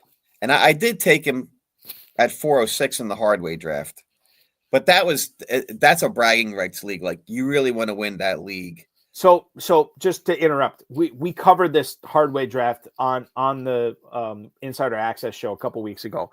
And to me, the hardway draft, even though it's in mid-May, this is tantamount to the $10,000 high society league, the $5,000 big payback league, the $3,000 varsity league that we put on live for all these heavy hitters at the FFPC live events and at Paris Casino every year, where these players that were being drafted in the 18th, the 15th, the 10th round of Big Gorilla and main event drafts, like, they get pushed up. Like, there are no sleepers at all in this. So if you want a guy, you have to go up and get him. RJ Harvey, to me, is one of those players where it's like, okay, if you like him, you really got to like him to go up and get him, because there are going to be players in this draft. I mean, we're talking about 2 separate back-to-back national champions in Abib Agbetoba and then the Team Bills franchise with Barani, Stutzman, and Costantino. Like, these guys have won massive 6- and 7-figure grand prize. David Hubbard, one of the greatest, if not the greatest, FFPC high-stakes fantasy football. Forget FFPC, high-stakes fantasy football player. You were in that draft. Who else? Shope and Krautwurst, I think, were in this draft as well. Krautwurst, Goat District guys. Oh, yeah. Reminger. Yep. Austin Martin. Bradley Stalder, Dan Williamson from Stack Hunters. They were in this as well. Yeah. So yeah, I mean, like, listen, I get that you say, like, oh, I had to grab him in the mid-4th, but the mid-4th in the hard way is like what? Like 6th round in a normal draft? You know what I mean? Well, like, it's different. So when I took him into 4th, that was like the biggest reach so far, because I knew I had, like, all those guys, they're doing rookie content. I'm like, this guy's not coming back to me, so I grab him. So, like, that was an outlier at the time. Now here we are, a week or 2 weeks later. And now he goes into 4th round 50% of the time in drafts. So it kind of normal. Like, the hard way guys are always sort of ahead of the curve. And that goes just, I would say, FFPC players are cream of the crop. They are ahead of the game. Like, you'll see draft trends evolve in high stakes leagues before they filter out to the more mainstream, especially when draft season kicks in for the general public, like in August. Like, FFPC leagues, they're leaders as to what the market trends are going to be. So that, and within the hard way, that's sort of like an indicator of where FFPC leagues go. So it's even more of an indicator because there are so many sharp minds in that league. So it's interesting. And the other thing too is like that you're totally right about the trends being like FFPC players are ahead of the trends. That doesn't necessarily mean they're right? Like we have seen players pushed up the draft board and other players are falling. And it's like, okay, well, if you guys are taking this guy way up there, I'm going to grab this guy down here. And sometimes that can be right. But I do think like when you're talking about the hard way and just FFPC drafts in general, you're seeing a situation where you can cash in no matter how you want to cash in, right? If you want to cash in because you think this guy is going too low, you're going to have the opportunity to do that. If you want to cash in because everybody else is drafting these guys too high, grab those other guys that are falling. So that's what's so great about it. I want to compare. This was a conversation more of dynasty here, but I want to put it in a redraft sense because not a lot of people are talking about this. RJ Harvey versus Kaleb Johnson. This was something that a lot of people battled with internally when they were on the clock in their rookie drafts in the FFPC. But let's put this in a situation where we're talking about a big gorilla or an FFPC main event draft. RJ Harvey, I already mentioned, 4'11" right now in big gorilla drafts. Kaleb Johnson not going until the 604. That's running back 19 versus running back 24. Are you surprised that there's this big of a disparity between Harvey and Johnson? Or Darren, in your opinion, what you've seen in ADP and the results of ADP over the years, is this warranted? Should Harvey be going a full round and a half ahead of Kaleb Johnson in managed leagues for 2025? For me, I think it's right because Kaleb Johnson's situation maybe has a little more risk, a little more unknown. If the Steelers don't have a quarterback that can sustain drives, I mean, it's going to be 3 and out for the Steelers. Yeah. And he's already sharing the backfield with a proven commodity in Jaylen Warren, whereas RJ Harvey, it's projected he's sort of going to be the main guy there. I mean, he may have to share a little bit, but with Estime or I think is Jaleel still there? Yeah, he is. So, but it seems right, and they're going to still move. I think. I'd say Kaleb maybe that might be a little rich for him. That's yeah. I don't know. I'm not comfortable with Kaleb Johnson right now at the 604 in a big gorilla. So in the big gorilla, Jaylen Warren, 8'11". You'd be much more comfortable drafting him as far as the Steelers running back goes. You'd be much more comfortable drafting Jaylen Warren at the 8'11" rather than Kaleb Johnson at the 604. Yeah, and that's what a lot of times that's what we hear is like, well, take the cheaper guy. You'll have less to regret if it doesn't work out, right? Yeah. But I think Warren, I'm taking Warren, and that's sort of we're going to talk about drafting backups later on, but it's a mistake people might make is taking both in a shared backfield, because what'll happen there is players cannibalize each other. Yep. Like nobody has a great upside game. Somebody's got to go out. You have to have the backfield to yourself to really have a high ceiling game in most cases. I want to talk about something else I learned from FantasyMojo.com. And this is not something maybe that perhaps helped you last season towards the end, but the Falcons defense, dude. When we talk about, and I can't remember like all the things I talked about with the FFPC main event winner last season on the HSFFOR, but the Falcons defense, not only integral in winning the million, but integral in winning or finishing high in the FFPC main event. What was the role that Atlanta's defense had last season? Again, stats you only learned from FantasyMojo.com. Yeah, so one of the content articles I do every year, I do these deep dives into the main event and the big gorilla winners. So I'm looking at the rosters for the top 5 teams overall, and one of the things that jumped out at me was 4 of the top 5 teams all owned the Falcons defense. And then another thing that I do is I'll list all the players on all the rosters, and then I show, okay, well, these are the guys that these teams picked up, and these are the ones that they drafted. And then I look at the scores and I show the ranks. So the four out of the 5 teams had the Falcons defense, and I didn't realize they were ranked the top scoring defense over the sprint. Weeks 15 to 17. They dropped 2 20-point weeks over that period. So that is not a coincidence that the 4 out of the top 5 finishers rostered the Falcons defense. And from the perspective of differentiating yourself, most times people think about that in the championship round with skill players, not with defenses, because only 4% of the teams that made it to the championship sprint had the Falcons defense. So they didn't plan for this necessarily, I think. Like, who would have imagined that? I'd have to look at the schedule. Maybe they did. But that was just amazing. Like, that was like really gave these guys such an edge over the rest of the field for the Falcons D.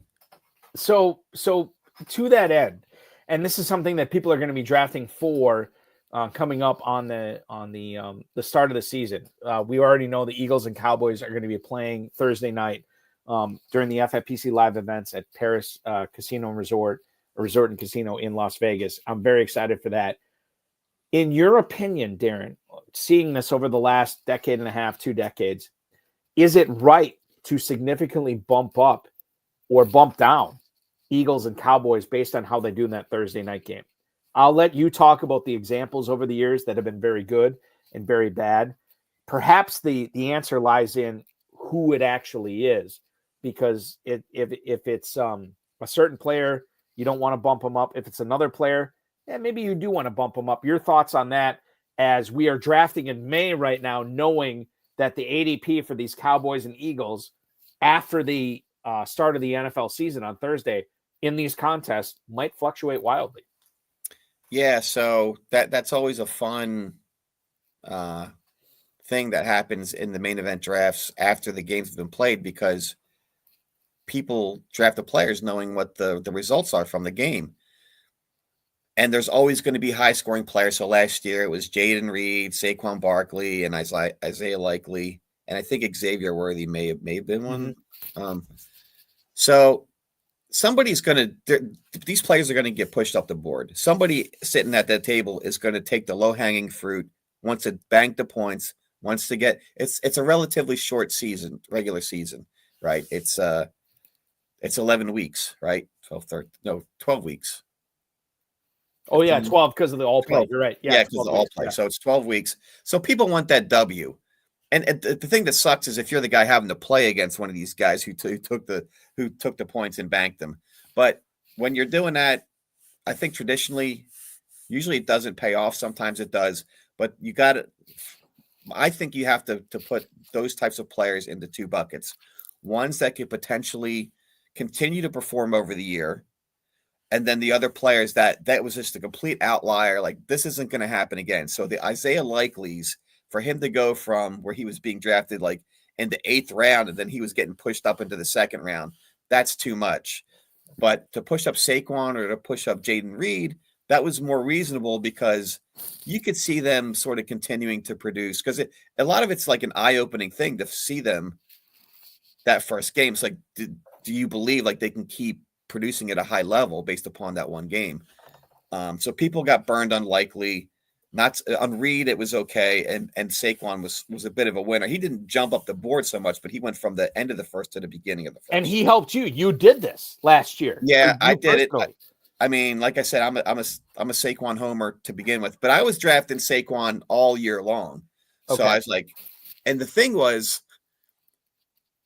I drafted number 2 in that draft. And the guy before me took Christian McCaffrey, which I was kind of surprised. So for me, it was like a no-brainer. I ended up taking Saquon. But it worked out. But like I said earlier in the conversation, I felt like I was getting away with something the whole year. It's like, it was nice to have that explosive game, but he was just reeling off these long TD runs week after week. I was like, holy cow, this is great, but is this sustainable? But I ended up in the league championship in that league, and I did lose it, but it's still nice league prize money. It was still like $2,000 or something. Right. Exactly. Buys your entry the next year. Like that's totally fine. I still feel bad about, and this is me admitting when I'm wrong, Dr. Gilbert Brovar, who's been a guest on the High Stakes Fantasy Football Hour before, longtime FFPC player, plays a lot of times, shares a lot of teams with Michael Nazarick from FF Mastermind. And he hunted me down on Saturday afternoon. And like, dude, like you've seen me at these live events, my brain is fried. I got so much stuff going on.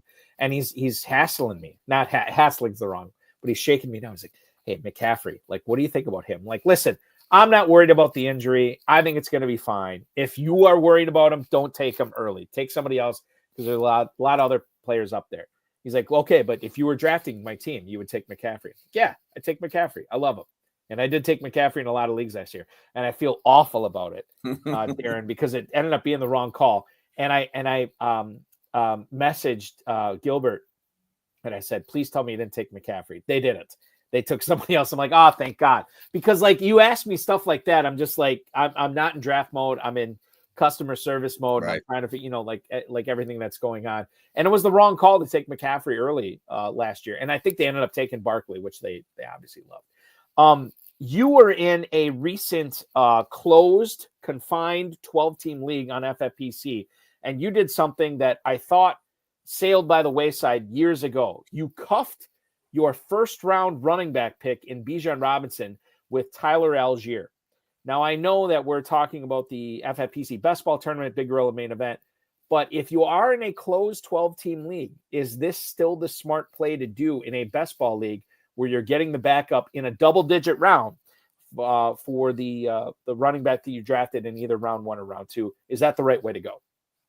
I mean, it's not as offensive as doing it in, like you say, like in a tournament. So the argument in the tournament is you're limiting your upside by taking your own player's backup. You should be targeting other players' backups so that you can have 2 explosive players instead of 1 potentially.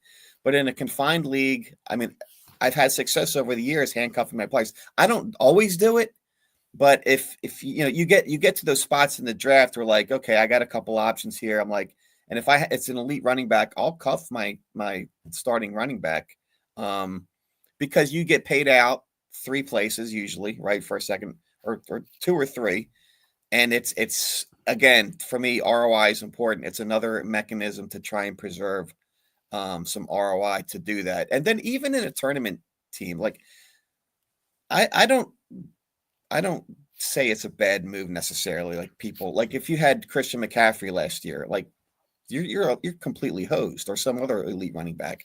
Like if somebody wants to cuff their elite running back, like let them go ahead and do that. That's their choice. It maybe is not optimal from a game theory perspective, but it's more acceptable in a confined league, and I've done it over the years, and I never really regretted it. Yeah, I'm kind of with you on that, and I've been drafting some confined 12-team best balls on KFFSC.com, and I kind of like, God, I should have done that, because paying for other people's backups, not that you have to pay up for it, but that's the way to go. That's how you win $1 million or 300,000 or 100,000 or whatever it is. So I'm with you on that. We are, God, I say this every week. I wish this was a 3-hour show. We can't do 3 hours tonight. So here's what we're going to do. I want to catch my breath. I'm going to take a quick break. When we come back, let's get the running back report. We're going to talk about all these different running backs in the FFPC: Will Shipley, Devon Achane, Kyron Williams, Jaydon Blue, and Cam Skattebo. And then after that, I don't know how much we're going to get to. The FFPC main event is live at myffpc.com. Register now before May 31st to get $200 off your first team. Be entered in the FFPC Pros versus Joes Challenge. Win $1 million this year. It is the time to take your next step up to winning a huge prize payout, 7 figures with the FFPC. Darren Armani from Fantasy Mojo. I'm Eric Balkman from the FFPC. We roll on right after this. Andrew Cooper here, Fantasy Alarm, and boy, do I have great news for you. It's that time of year. The FFPC main event is open. The flagship contest, in my opinion, the biggest #1 contest in all of fantasy football. It's not just about the prizes. You can win $1 million, but if you win a contest like this, you are gold-plated, gold-stamped in this community. That puts respect on your name when you go in there with the big dogs and you win a tournament like this. So get set up with my FFPC now. When you use promo code ALARM, they'll give you $25 when you deposit $35 or more if you've never drafted there before. And you can get in there with the big dogs. If you really want, you can actually go to Vegas and draft at the Paris Casino live in these contests. You don't have to do that, though. You can draft online. They have 6-hour 2-hour and 60-second clocks, depending on what you're feeling. And if you sign up now before May 31st, my birthday, you get a discount. You can get $200 off your first team, and every team subsequent after that, $600 off. You're going to want to draft early and often in these to give yourself the best possible shot at winning. And let me tell you, when you go over to your social media bio and you throw FFPC Main Event Champion in there, people start thinking about you at a different way. You are now an absolute champion and legend in this community if you win the FFPC Main Event. Open now over at myffpc.com. The things you learn on Insider Access on the FFPC, Better Sports Network. I had no idea it's Coop's birthday on May 31st. That's fantastic. So we'll celebrate Coop's birthday by joining the FFPC Main Event, which is the FFPC's flagship event, $1 million grand prize, $6 million plus prize pool. Early bird deadline is Coop's birthday, May 31st. Get $200 off your first team. Slow drafts already running now. We'll have live drafts going before the end of the month, so you can begin your $1 million journey at myffpc.com. We are being joined by Fantasy Mojo webmaster at Fantasy Mojo on the X, fantasymojo.com's Darren Armani on the show tonight. Let's get into the running back report. I want to get your thoughts on a few of these running backs here. I'm going to kick things off with Will Shipley, which is not the player that we normally kick things off with, but I think he's a very intriguing guy. We talked about Barkley having all these touches last year. We talked about him perhaps maybe having a regression to the mean, given how awesome he was last year. Will Shipley is a player that I think, was it Pat Kerrane or somebody was talking about him the other day, like this, or Peter Overzet maybe. This is the prime type of running back that you want to be taking if you go zero RB, which I know is against the Church of Armani to go to go zero RB. You can talk about that in here in a second, but Shipley, he's not going till late. Where's he going in FFPC Big Gorilla drafts right now, Darren? And how do you feel about him? How do you feel about zero RB in general?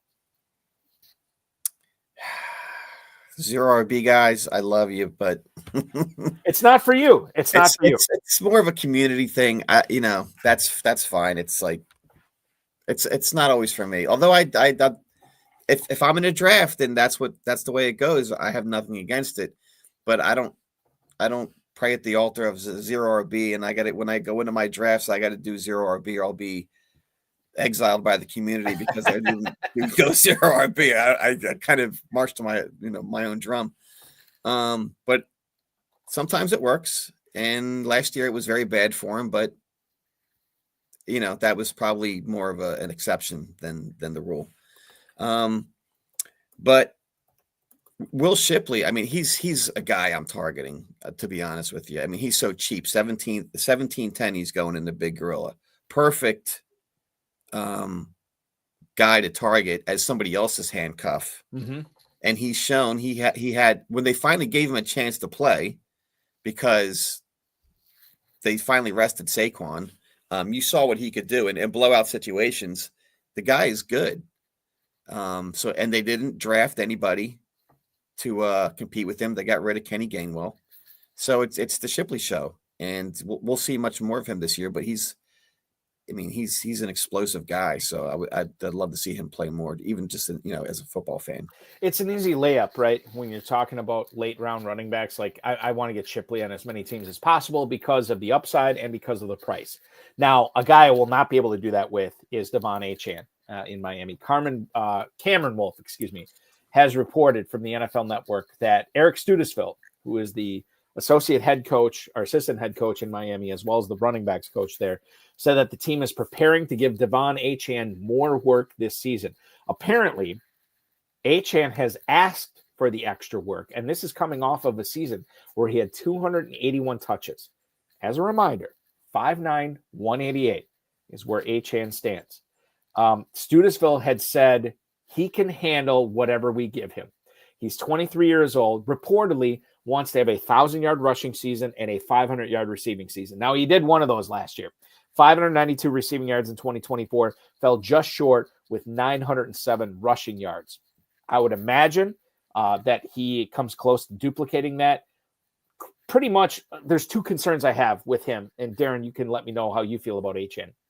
Number one, and maybe this is a lesser concern because I've seen undersized running backs do it, but 5'9", 188, and you want to give him 300 touches, that to me is a bit concerning. Is it concerning enough for me not to take him in the first or second round? Probably not. The other thing to keep in mind is how good he was last season and the inevitable regression to the mean. That's concern number two. And that's concern number 2A. Concern number 2B would be, the fact that they wanted to keep Tagovailoa upright last season. So they gave Achane all this extra work. They gave Jonnu Smith all this extra work. They invested into Ollie Gordon. They brought in Madison. Alexander Madison is now on this team as well. So I don't know. I just see a lot of potential for regression. And according to the Fantasy Mojo right now for Devon Achane, if you want him, you have to draft him as running back 7 at the 205. I don't know, man. I guess I can get on board with it, but am I right to be nervous about it? Yeah, I mean, if they're talking about giving him more work, that's rather than be excited, I'd be concerned. Yes, exactly. So if you want to comp him to another player, like Tony Pollard had 300 touches last year, and like they're regretting that. They're talking about giving more to Tajay Spears this year. I don't, and 2 years ago, Achane missed 6 games. So it doesn't seem like that would be a wise thing to give him more work. They brought in Ollie Gordon. So it's, and then there's the whole coaching situation too. I mean, I hear their coaches may be on the hot seat after last year. So maybe it could be a situation where he's going to roll with his best weapons, to kind of save his own hide. But I drafted Achane in the hard way draft. So his upside is crazy, but I honestly, I would not want to see him having, more carries than he had last year. They kind of used him the right way. You took Achane in the first round or second round of I took him in the second round because I took CeeDee Lamb in the first round. That's fine for that draft. That's a draft on steroids, so that totally makes sense. Lamb Achane is a perfectly fine start. You mentioned Pollard. Let's talk about what Brian Callahan had to say about the running back situation. Callahan, the head coach of Tennessee, said the team's backfield could be a 3-way split in 2025. God, I'd never get tired of hearing that.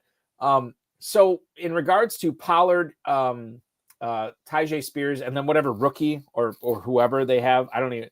Is it the guy Mullings from Michigan? Is that who they drafted? I mean, if they're saying there's a third running back and they're going to involve, is it Darrington Evans? Is he still there? No, that's not him.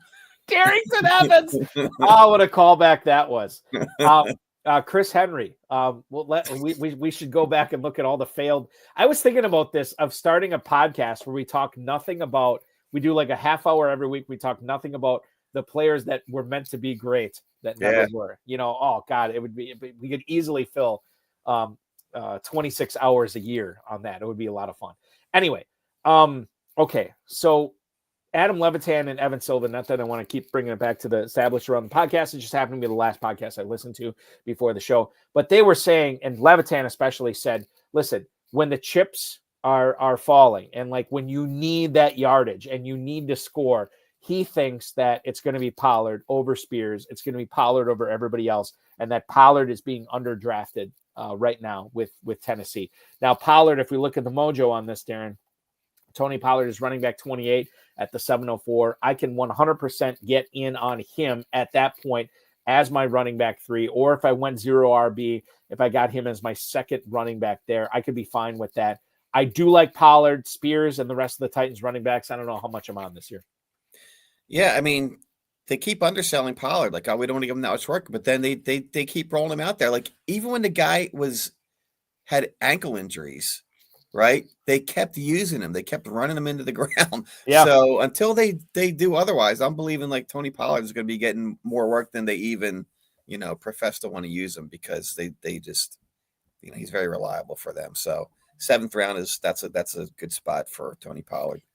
Kyron Williams said he was feeling good about being extended by the Rams, which I think is interesting considering a few things. Number one, this guy does not have draft pedigree. Number 2, I have been betting against Kyren Williams the last couple of years, Darren, and I've been wrong on that. And number 3, the Rams have invested a 3rd and now a 4th round pick on Blake Corum. Am I right on 3rd and 4th round with Blake Corum and then Jarquez Hunter? I think it was 3rd and 4th. That was not 2nd and 3rd. It was 3rd and 4th, right? I think so. Okay. And now on that team. So, like, why would the Rams extend him, number 1? And I think what fantasy players care about, are we betting on Kyren Williams to get it done again?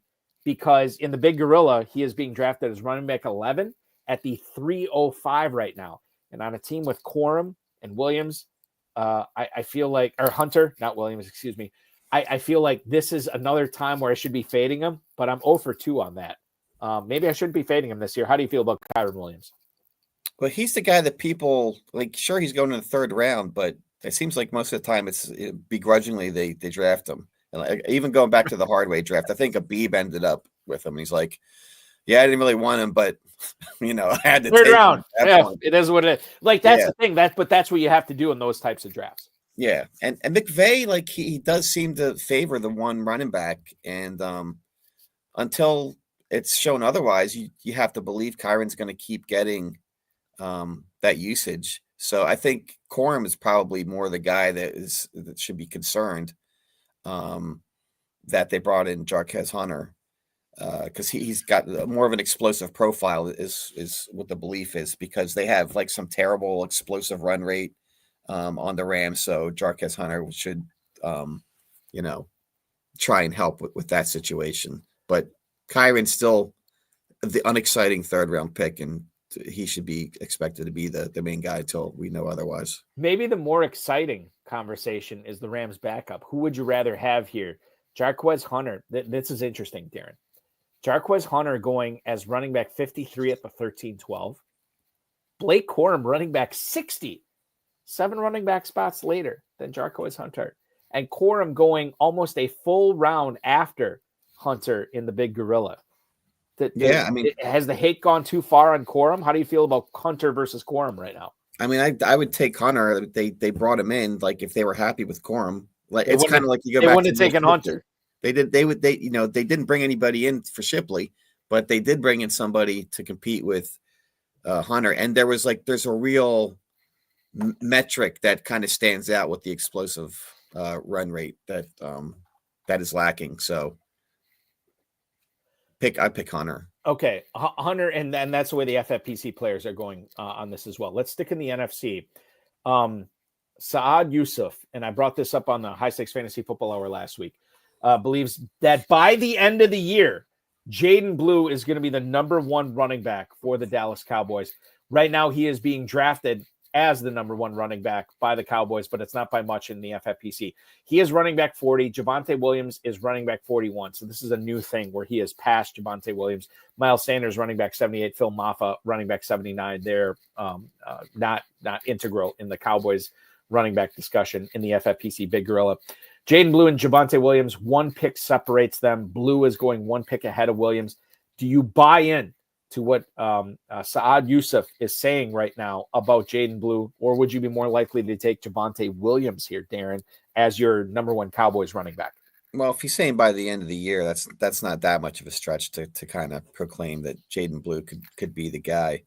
11th round is pretty aggressive. With no, I think it's going to be more of a committee.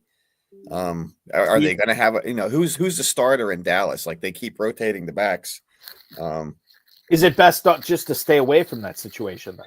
I mean, I've drafted some Miles Sanders in the 28th round of the old school best balls, but I'm not targeting Jaydon Blue. That could be one of the guys that'll surprise, but I know people are high on Jaydon Blue. So if you feel good about that, I mean, I would go for it. Let's go rapid fire on these last few things because I want to get to as much as possible with the running back report. Connor Hughes, who covers the Giants for SNY, said it would not be surprising if Cam Skattebo wound up the Giants' 3rd round back this year. I would also not be surprised at that, Darren. But when you look at Skattebo, Tracy, we talked about this with Alan Soslowski from a dynasty standpoint last week. What about from a redraft standpoint? Who is the better player to put your chips on? Skattebo's, I mean, he's an exciting guy. But then again, can he do in the pros what he did on a team where they sort of, he was like the main cog he was the whole team. I think he was so much of the offense for them. That's not going to be the situation for the Giants. So that's a case where I probably mix them both together. It's like 8th round for Skattebo. Like it's 8th. And Tyrone Tracy 9th round. So it's about 3/4 of a round separating them. I don't know. I would probably, I'm sprinkling at that point. I'm probably taking Tracy like right now. I think he's got the track record. He's the lower price. I mean, they're priced similarly. Yeah. They're priced. Yeah. Tracy's a little bit lower, but probably 2 out of 3 times I would take Tracy if I'm mixing them up. We have to talk about Jacksonville here. Jeremy Fowler, who covers the NFL for ESPN, said that there are, quote, multiple people in the league who believe the Jacksonville new regime is not so high on Travis Etienne. The backfield consideration, according to Fantasy Mojo right now, in the Big Gorilla, Bashal Tutin, running back 33, 811. Travis Etienne, running back 39, 1002. Tank Bigsby, running back 47, 1202. LaQuint Allen, running back 90 at the 1912. Only drafted in one draft for what it's worth over the last 7 days. I get it. But when it comes down to Etienne over Tutin, number one, are you buying the Kool-Aid, the Bashal Tutin Kool-Aid, which a lot of people are right now? And number two, I mean, is Etienne actually kind of like a zero RB type guy? If Tutin's price keeps going upwards, he's past Etienne right now. God knows how high the ceiling is. Isn't Tutin the fumbler? Isn't he the guy who has the fumbling? He put it on the ground in practice, yes, and I believe he did that in college, yes. Right, that could be like a Jamar Chase can't catch type of thing, but now happened to Tutin like he's a fumbler. Maybe a buy low opportunity. Bigsby played well last year. I mean, he's not the athletic profile of Bashal Tutin. So you're rolling the dice with these guys. I mean, Etienne, I don't know. I don't have the answer on that one. It's like they're all. Well, this is the thing. Like with Tutin having his ADP inflated, is Etienne the correct buy right now? I've drafted quite a bit of Bigsby. Because he was the cheapest. All right. And he is. Yeah. 100%.